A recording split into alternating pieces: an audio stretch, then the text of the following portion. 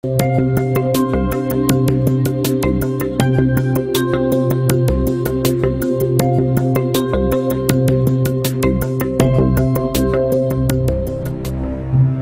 images in the following program are highly sensitive and may be as disturbing to viewers as they were to us.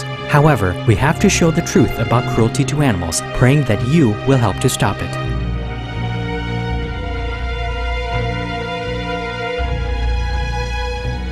Concerned viewers, this is the Stop Animal Cruelty series on Supreme Master Television. On today's program, we'll conclude our interview with former slaughterhouse worker turned animal rights advocate Carl Scott of New Zealand. For most of his life, Mr. Scott had a connection of some sort to the livestock industry, but became a vegan in his 30s and began valiantly speaking up for voiceless farm animals. In April 2011, he made media headlines after locking himself in a cage for 31 days to raise awareness of the unconscionable abuse of egg-laying hens in factory farms and to experience firsthand the appallingly cramped conditions that chickens around the world endure daily. We asked Carl Scott what gave him the idea to simulate the life of a factory-farmed hen. I have been conscious well and truly before I was a vegan that the biggest battery farm in New Zealand is about 20 minutes up the road that way. And it was like a thorn in my side. It was like, it shouldn't be there, but nothing's being done about it. I got to the point where, once I became a vegan, that I wanted everyone to stop hurting the animals. And I read a thing on Facebook actually. It was called an anonymous memoir of a battery caged chicken. And it really did my head in. I was outraged, I was upset. It was written as though a hen had written it, describing her life. And I got thinking, how do you stop it? I believe this was an answer given to me by the universe. It just popped into me in my head out of nowhere. It really felt like, where did that come from? It said, put yourself in the cage. And just immediately I thought, wow, that's really profound. On a number of levels. It's symbolic. It's like Gandhi, the willingness to suffer on behalf of others. People would immediately get the symbolism. How would I like to be in a cage? Well, how would the chickens like it? It would be visual, you know, it's out there. All aspects of life for battery caged chickens are beyond unbearable. At the tender age of 18 weeks, hens are imprisoned in cages that may measure as small as 45 centimetres by 50 centimetres, slightly bigger than an average microwave oven, with 5 birds crammed into a single cage, and depending on the size and design, even as many as 11. The cages are so overcrowded that the birds will never, for the rest of their tormented lives, be able to spread their wings, which measure on average 81 centimetres from tip to tip. In addition, the cages are stacked on top of one another to fit as many birds into a shed as possible, meaning that the feces and urine from the higher cages fall onto the chickens below, causing extremely sordid, disgusting conditions and high levels of ammonia, which leads to terrible eye and upper respiratory tract infections that are never treated. Anywhere from a staggering 20,000 to 125,000 hens may live in a single shed. As they are deprived of the ability to peck or scratch the ground, the birds may start to peck one another. To prevent this, battery hens are typically de-beaked as chicks in a severely painful procedure that uses a red-hot blade to slice off the tip of the beak, which contains highly sensitive tissue.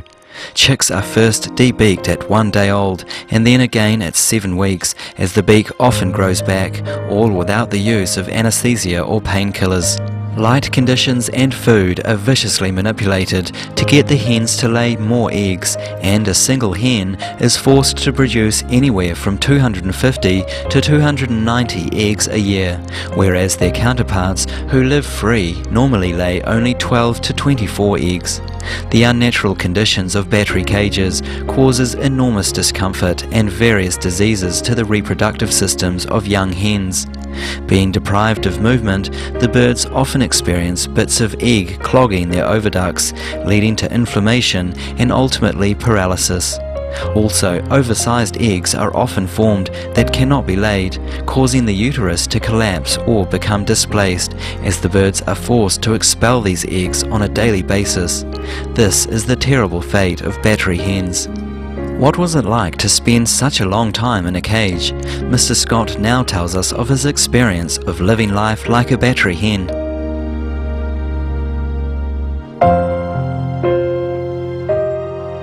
We had a few frosts and there was some cold days, but I coped okay. The last few days I was getting stiff, sore knees and ankles.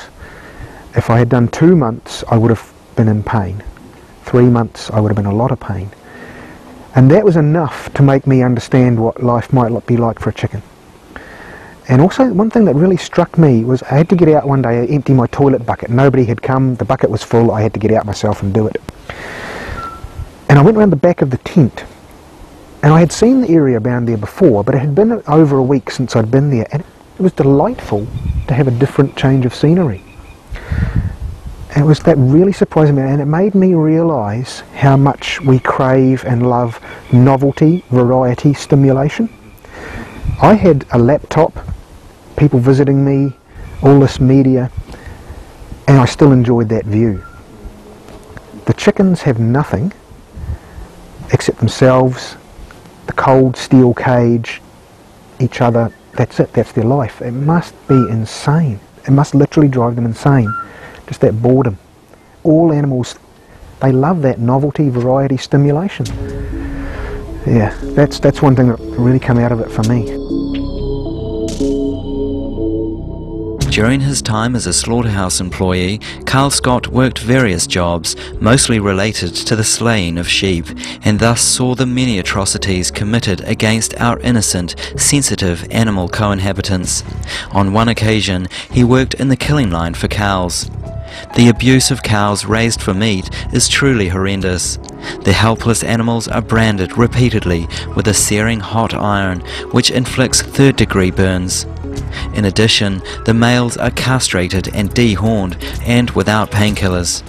The cows live jammed together in feedlots, walking around knee-deep in their own waste, and are fed a mixture of corn and fillers, including discarded animal parts, excrement, and even sawdust. This diet and the absolutely wretched living conditions often leads to illness, but the animals are pumped full of medicine and antibiotics to keep them alive until they are big and of a sufficient weight to be sent to the slaughterhouse to suffer the same fate as dairy cows. The subsequent transport and killing of the animals is equally harrowing and heart-wrenching. The cows are prodded with electric rods and forced onto trucks only to endure a long, stressful journey to the abattoir without food, water or protection from the elements. This experience is extremely frightening for the animals, many of whom are so weak they don't survive the trip or suffer broken legs or spines. Cows that can't walk off the truck are dragged out with chains and left to die, distressed and writhing in agony.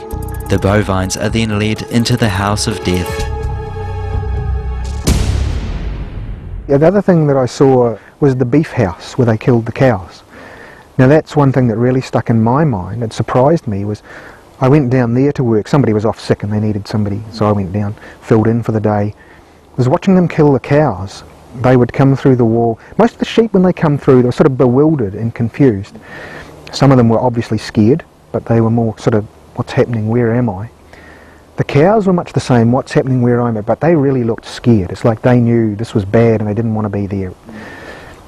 And not many of the cows looked like, oh, this is interesting. They were like, I don't want to be here. And they were killed with a captive bolt gun. It wasn't electricity. It was like a thing was held up to their forehead, and that was supposed to render them unconscious.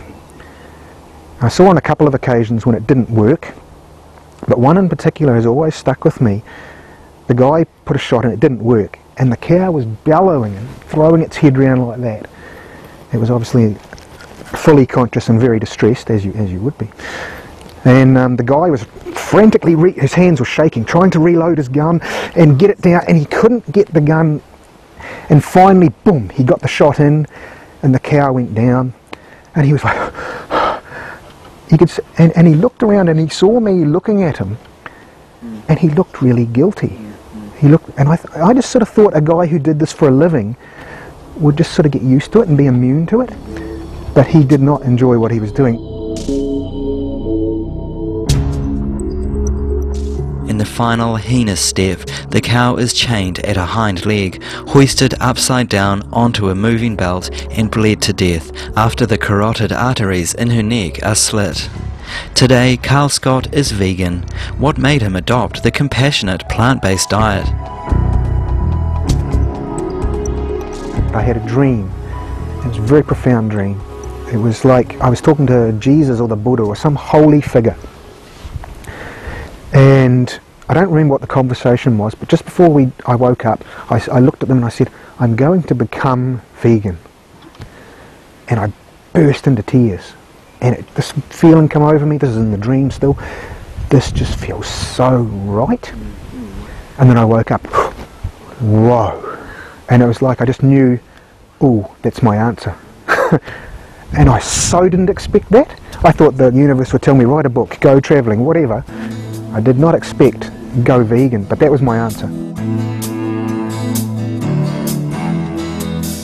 If the entire world no longer consumes animal foods and does not purchase animal-based products such as leather clothing and shoes, the livestock industry's ruthless cycle of raising and slaughtering our animal friends will end forever.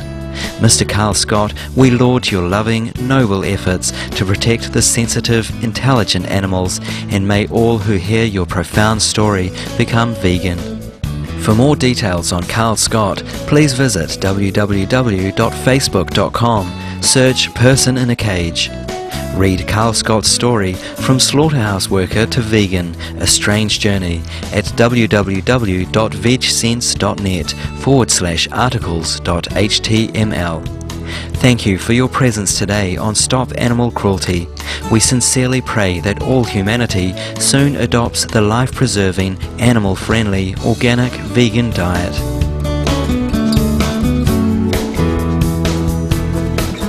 For more details, please visit www.suprememastertv.com/stop-animal-cruelty.